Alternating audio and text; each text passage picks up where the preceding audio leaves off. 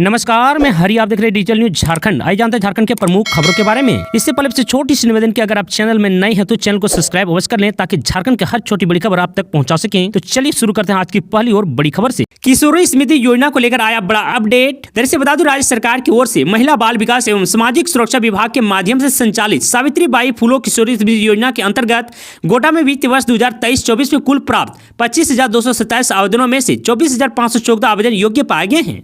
आपको बता दूं, योग्य पाए गए 24,514 आवेदनों के आलोक में सभी संबंधित छात्राओं के बैंक खाते में PFMS के माध्यम से ऑनलाइन भुगतान की कार्यवाही समाज कल्याण कार्यालय की ओर से की जा चुकी है। इनमें से कतिपय छात्राओं के बैंक खाते, IFSC कोड, नाम आदि में भिन्नता के कारण भुगतान नहीं हो पाया है। वहीं आपको बता दूं, इस मामले को लेकर शुक्रवार को CM की ओर से की गई कार्रवाई के बाद शनिवार को जिला प्रशासन की ओर से वस्तु स्थिति स्पष्ट की गई। इसमें कहा गया है कि जिन योग्य छात्राओं के खाते में राशि का भुगतान नहीं हुआ है वे अपने दस्तावेज संबंधित विद्यालय में जमा करा दें। इसमें त्रुटियों का निराकरण कर शेष छात्राओं के खाते में भी योजना की वित्तीय सहायता राशि भुगतान किया जा सके। इस संबंध में किसी भी तरह की समस्या होने पर जिला प्रशासन उस पर संज्ञान लेते हुए त्वरित निष्पादन को लेकर गंभीर है। आपको बता दें, इस योजना में कक्षा 8वीं से लेकर 12वीं तक पढ़ने वाली 19 साल तक की छात्राओं को भिन्न स्तरों पर कुल 40,000 रुपए की वित्तीय सहायता राशि दी जाती है। जिले में इसमें करीब 10 करोड़ रुपए अब तक खर्च किए गए हैं। साइकिल का पैसा मिला, जनता बोली नहीं, वीडियो पर घिरे झारखंड के CM हेमंत सोरेन। दरअसल आपको बता दें, झारखंड के मुख्यमंत्री हेमंत सोरेन का गोड्डा में आयोजित एक कार्यक्रम का वीडियो सोशल मीडिया पर वायरल हो रहा है। इस वीडियो में वह क्षेत्र की बच्चों से अपनी सरकार की योजना का लाभ मिलने को लेकर सवाल पूछते हैं। इस पर बच्चों द्वारा लाभ न मिलने की जानकारी CM हेमंत सोरेन को दी जाती है। अब इस वीडियो को लेकर बीजेपी ने भी CM हेमंत सोरेन पर निशाना साधा है। आपको बता दूं, बीजेपी ने CM हेमंत सोरेन का ये video social media platform X पर पोस्ट किया है। इसके साथ ही लिखा है, झूठी सरकार के खोखले वादों की खुली पोल, झारखंड की बेटियों ने हेमंत सोरेन के सामने ही उनके झूठे वादों की पोल खोल दी। दरअसल मुख्यमंत्री हेमंत सोरेन गोड्डा के पत्थरगाम में आयोजित आपकी योजना आपकी सरकार आपके द्वार कार्यक्रम में हिस्सा लेने पहुंचे थे। यहां उन्होंने मंच से बच्चों और कार्यक्रम में आए लाभुकों से संवाद किया। इस दौरान मुख्यमंत्री ने बच्चों से पूछा कि योजना के तहत साइकिल का पैसा आपको मिला कि नहीं। इस पर बच्चों ने नहीं कहकर जवाब दिया। इस पर CM ने मंच के पीछे खड़े अधिकारियों से साइकिल का पैसा नहीं मिलने का कारण पूछा तो उन्हें बताया कि पैसा बच्चों के खाते में भेजा जा रहा है। अभी हाल ही में 300 करोड़ रुपया धीरज साहू के यहां से जब्त किया गया है। इस मामले में भाजपा बोली कि यह पैसा हेमंत सरकार का तो नहीं। आपको बता दो, कांग्रेस के राज्यसभा सांसद धीरज प्रसाद साहू के ठिकानों पर चल रही छापेमारी में नगद का आंकड़ा 300 करोड़ को पार कर गया है। इतनी सारी नगद मिलने से राजनीति तेज हो गई है। सांसद निशिकांत दुबे ने कांग्रेस सांसद धीरज प्रसाद साहू के ठिकाने पर चल रही छापेमारी के संबंध में कहा, यह कांग्रेस का पैसा हो सकता है, झारखंड सरकार का पैसा हो सकता है, या भूपेश बघेल का पैसा हो सकता है, या पैसा 2 से 3 हजार करोड़ तक जा सकता है। अभी कई लॉकर्स खुलने बाकी है, या तो नगद है, इसके अलावा कई संपत्ति भी होंगी। आपको बता दूं, सांसद ने कहा कि कांग्रेस ने पूरे देश के अर्थतंत्र को खोखला बना दिया है और यह पैसा किसी एक आदमी का नहीं होगा। राहुल गांधी से भारत जोड़ो यात्रा में धीरज साहू ने बढ़ चढ़कर हिस्सा लिया था, तो वहीं राहुल गांधी के साथ उनकी कई तस्वीर भी वायरल हुई है। यह पैसा किसी एक आदमी का नहीं होगा। प्रधानमंत्री नरेंद्र मोदी ने कहा है कि किसी को नहीं छोड़ेंगे और पाई पाई का हिसाब लेंगे। जितने भी कांग्रेस चोर हैं वह सलाखों के पीछे जाएंगे। मुझे लगता है कि इस मामले में ED की जांच भी होनी चाहिए। CM हेमंत सोरेन के देवघर वासियों को 225 करोड़ की सौगात, तो वहीं 2025 तक झारखंड को ताकतवर राज्य बनाने का क्या वादा। दरअसल आपको बता दूं, झारखंड के CM हेमंत सोरेन ने देवघर की गौरीपुर पंचायत की खिजूरिया मैदान में आयोजित आपकी योजना आपकी सरकार आपके द्वार कार्यक्रम में कहा कि विभिन्न माध्यमों से जन सेवा ही उनका लक्ष्य है। आपके सहयोग से युवा झारखंड की तकदीर और तस्वीर दोनों बदलेंगे। राज्य में 5,000 स्कूल ऑफ एक्सीलेंस खोले जाएंगे। पोस्ट मैट्रिक छात्रवृत्ति की राशि बढ़ाकर 1 लाख रुपया कर दिया गया है। वहीं प्री मैट्रिक छात्रवृत्ति में भी 3 गुना इजाफा किया गया है। झारखंड को वर्ष 2025 तक एक ताकतवर राज्य बनाएंगे। राज्य की जनता को आर्थिक, सामाजिक तथा शैक्षणिक रूप से सशक्त बना रहे हैं। तो वहीं देवघर में CM हेमंत सोरेन ने 225 करोड़ 54 लाख 1 हजार रुपए की 64 योजनाओं की आधारशिला रखी। 5,721 लाभुकों के बीच 7 करोड़ 97 लाख 66 हजार रुपए की परिसंपत्तियों का वितरण भी किया। सिपाही CDPO MO के पद की नियुक्ति निकालने वाली है, देवघर में बोले CM हेमंत सोरेन। दरअसल बता दो, मुख्यमंत्री हेमंत सोरेन 9 दिसंबर को देवघर में सरकार आपके द्वार कार्यक्रम में शामिल होने पहुंचे। यहां CM ने कहा कि अभी और भी नियुक्तियां हमें नौजवान के लिए निकालना है। CDPO का नियुक्ति निकालना है, MO का निकालना है, कई सिपाही शिक्षक की बहाली होनी है, 40 से 50 हजार और नई नियुक्तियां होनी है। तो वहीं CM हेमंत सोरेन ने कहा कि हम सरकारी प्राइवेट दोनों तरीके से रोजगार देने की कोशिश कर रहे हैं। हम ट्रेनिंग देकर बड़ी बड़ी कंपनियों में नौकरी दे रहे हैं। युवाओं को हुनरमंद बनाने के लिए हमें में ट्रेनिंग सेंटर जो पहले जिला स्तर पर होता था उसे प्रखंड स्तर पर खोलने का काम किया है। जो बच्चे स्कूल दूर होने के कारण पढ़ने नहीं जा पा रहे थे, हम उनके लिए भी सुविधा लेकर आए हैं।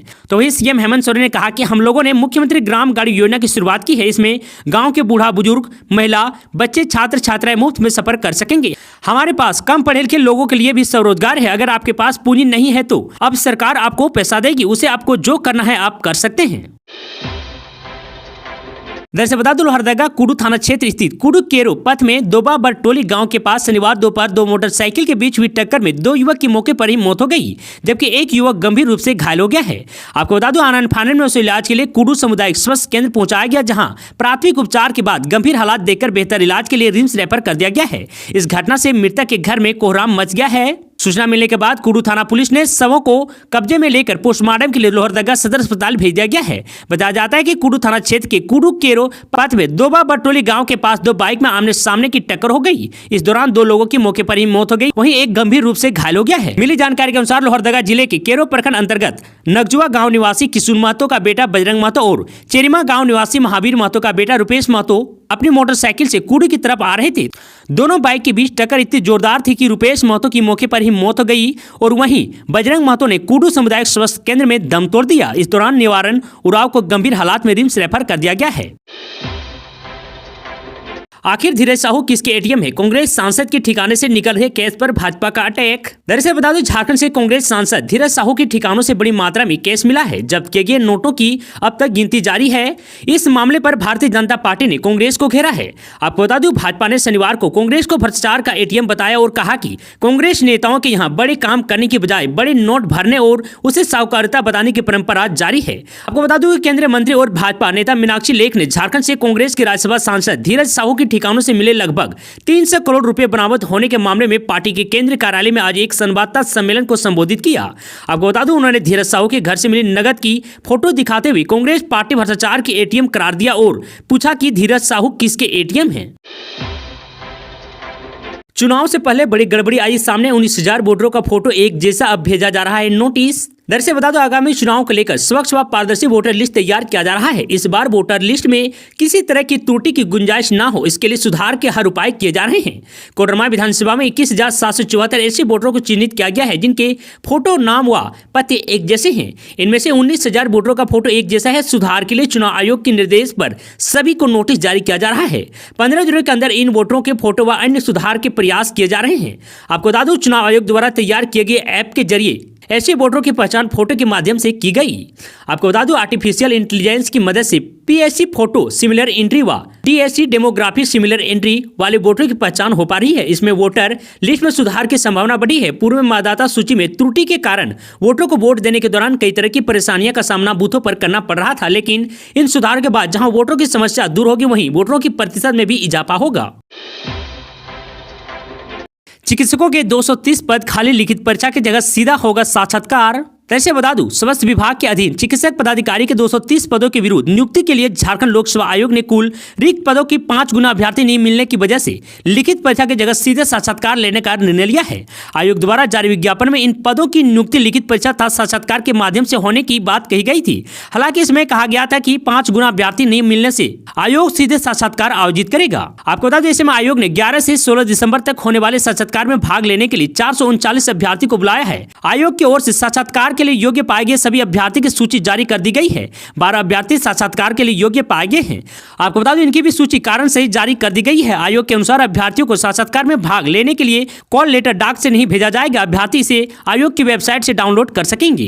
बता दें कि आयोग ने ऑनलाइन आवेदन करने वाले कुल 663 अभ्यर्थियों को प्रमाण पत्रों की जांच के लिए बुलाया था, जिसमें 240 अभ्यर्थी अनुपस्थित थे। हालांकि इन्हें प्रमाण पत्रों की जांच के लिए एक और अवसर प्रदान करते हुए 6 दिसंबर को प्रमाण पत्रों की जांच कराने के लिए बुलाया गया था। इसमें भी बहुत कम अभ्यर्थी उपस्थित हो सके। इससे पहले 669 आवेदन अधूरे होने व अन्य कारणों से रद्द कर दिए गए थे।